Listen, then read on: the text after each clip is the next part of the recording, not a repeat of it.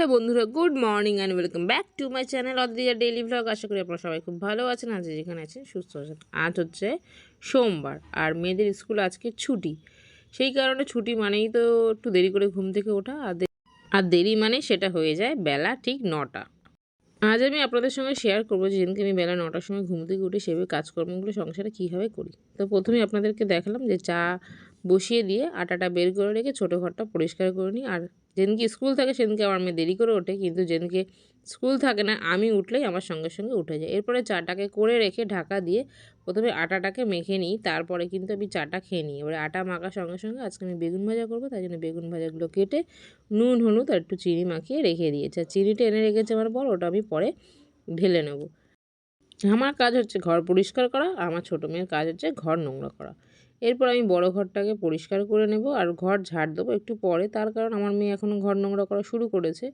আর রোজ একটু ভালো করে নোংরা করে নিই, তারপর একেবারে ঝাড় দিয়ে নেবো। ততক্ষণে আমি রুটি করে নেবো। আর এদিকে আমি চালটাকেও ভিজিয়ে রেখেছি, খানিকক্ষণ পরে ধোবো। কিছুক্ষণ ভেজানোর পরে আমি চালটা ধুই, কেননা চালের মধ্যে অনেক নোংরা থাকে, পাউডার মেশানো থাকে, তাই আমি চেষ্টা করি কিছুক্ষণ চালটাকে ভিজিয়ে রেখে তারপরে ধোয়ার। তারপর আমি বেগুন ভাজা বসিয়ে দিয়েছি রুটি করে নিই। আর আগের দিনে 2 পিস চিলি চিকেন ছিল, সেটাও আমি গরম বসিয়ে দিয়েছি।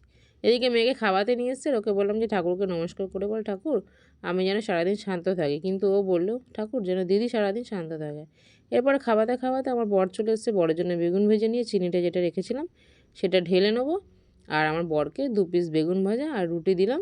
ওর বাবা খাচ্ছে, আর আমার ছোটো মেয়ে ওর বাবার পা ধরে দোল খাচ্ছে। আর আজকে তো করবো লাউ চিংড়ি, এই জন্য লাউ কাটতে বসে গেছি। আজকে কিন্তু বেশি কিছু রান্না করবো না, শুধু লাউ চিংড়িটাই করবো। আগের দিনের একটু চিংড়ি মাছ ছিল, আর তারপর বাবার চিংড়ি মাছ আনার পরে আমি একটু ছাড়িয়ে বেশি করে চিংড়ি মাছ দিয়ে লাউ চিংড়ি করবো। তার কারণ আজকে আগের দিনের কিছু তরকারিপত্র আমার বেঁচে গেছে, সেইগুলো দিয়ে আজকে লাঞ্চটা সেরে নেব। যেদিন ছুটি থাকে সেদিনকে আমি দেরি করে একটু ঘুম থেকে উঠি, আর এইভাবেই একটার পর একটা কাজ কিন্তু আমি ফেলে রাখি না। মানে চা খেতে খেতেই আটাটা মেখে নিই, তারপর আটা রুটিটা হয়ে গেলেই তারপর আরেকটা কাজ করে নিই। পরপর আমি সমস্ত কাজকর্মগুলো গুছিয়ে গুছিয়ে করে নিই, নাহলে কিন্তু অনেকটা দেরি হয়ে যায়। আর দুটো বাচ্চা নিয়ে যেহেতু একা হাতে সংসার সামলাতে হয়, সেহেতু আমাকে কিন্তু এইভাবে পরস্পর কাজগুলো করতে হয়। এদিকে আমি লাউ চিংড়ি বসিয়ে ঘরটা ঝাড় দিয়ে নিলাম পরিষ্কার করে, আর এদিকে আমার খাওয়া হয়নি, এই জন্য 1 পিস বেগুন ভাজা আর একটাই রুটি আজকে বেঁচেছিলো। আমার বড় মেয়ের রুটি চিলি চিকেন ছিল বলে ও একটা রুটি বেশি খেয়ে নিয়েছে।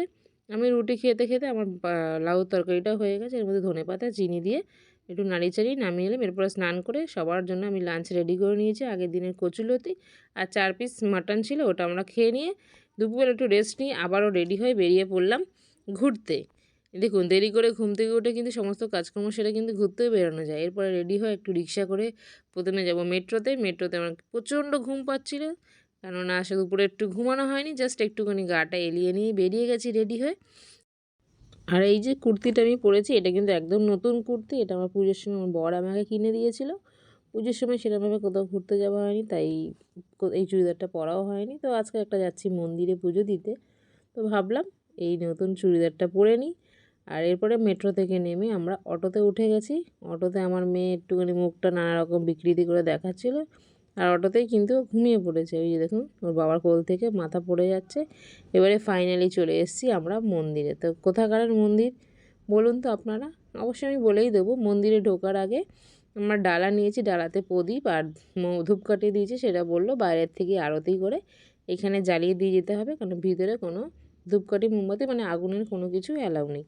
তাই আমি এখানেই আরতি করে সামনের থেকে, আর ওইখানে যে প্রদীপ রাখার আর ধূপকাঠি রাখার জায়গা আছে সেই জায়গায় রেখে দিলাম।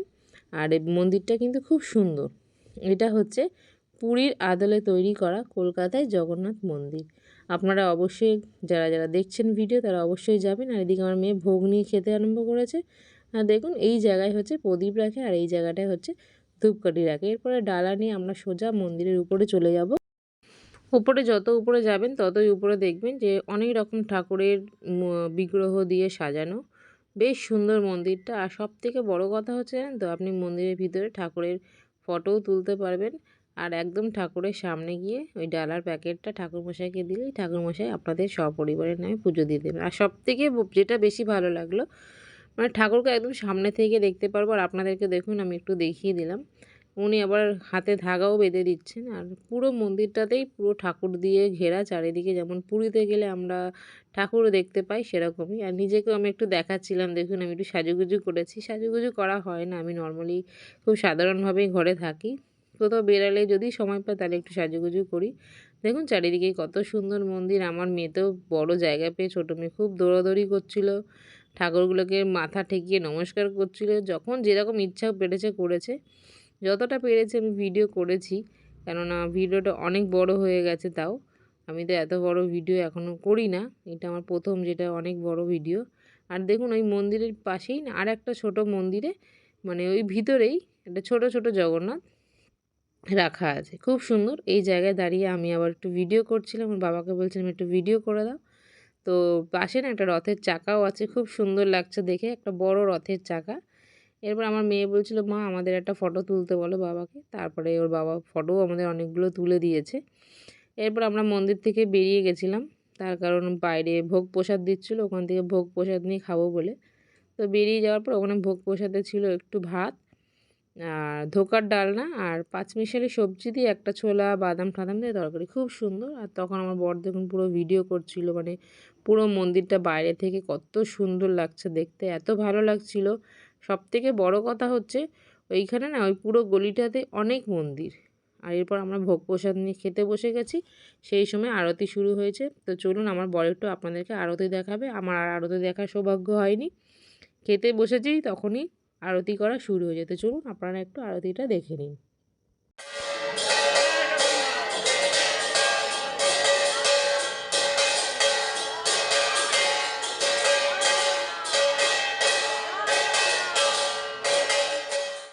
আরতি শেষ হয়ে গেছে, এরপরে সবাই কিন্তু পঞ্চপ্রদীপের তাপ নেয় বাইরে থেকে। এরপর জগন্নাথের মন্দির থেকে আমরা বেরিয়ে একটুখানি এগোলেই একটা জগন্নাথ মন্দির থেকে বেরিয়ে 2-4 পা হাঁটলেই বাঁদিকেই পড়বে মহাকালেশ্বর মন্দির। মন্দিরে ঢুকতেই একদিকে পড়বে গণেশের মূর্তি আর একদিকে পড়বে সাই বাবার মূর্তি। আর ভিতরটা কোনো অনুষ্ঠান হচ্ছিলো হয়তো, আমরা খুব ভালো দিনেই গেছি, কোনো গান বাজনা হচ্ছিলো। আর ভোলে বাবাকে দেখুন পুরো গাঁদা ফুলের মালা দিয়ে পুরো পেঁচিয়ে রেখেছে। আর দুপাশে এবং মাঝখানেই ছিল রাম, সীতা এবং লক্ষ্মণের বিগ্রহ, মাঝখানে ছিলেন শুধু রাম। আর এদিকে গানের তালে তালে আমার মেয়েও নাচ করছিল। তো চলুন আপনাদেরকে গানটা এবারে শুনিয়ে দিই, কেননা গানটা শুনতে কিন্তু ভীষণ ভালো লাগবে।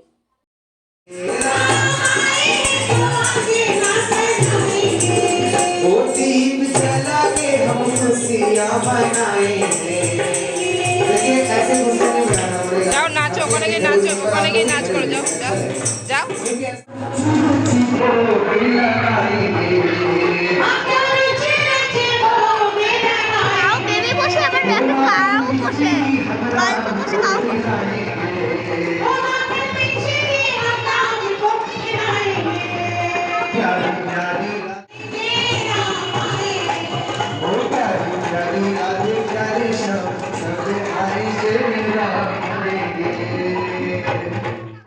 কিছুক্ষণ থাকার পর আমরা মন্দির থেকে বেরিয়ে এসেছিলাম এবং মন্দিরের বাইরে ছিলেন শিব পার্বতীর মূর্তি। আর মন্দির থেকে বেশ কিছুটা হেঁটে এসে আপনাকে বাস ধরতে হবে। তো আমরা যাওয়ার সময় অটো করে গেছিলাম, বোকা বানিয়েছে, আমাদের কাছে অনেক টাকা ভাড়া নিয়েছে।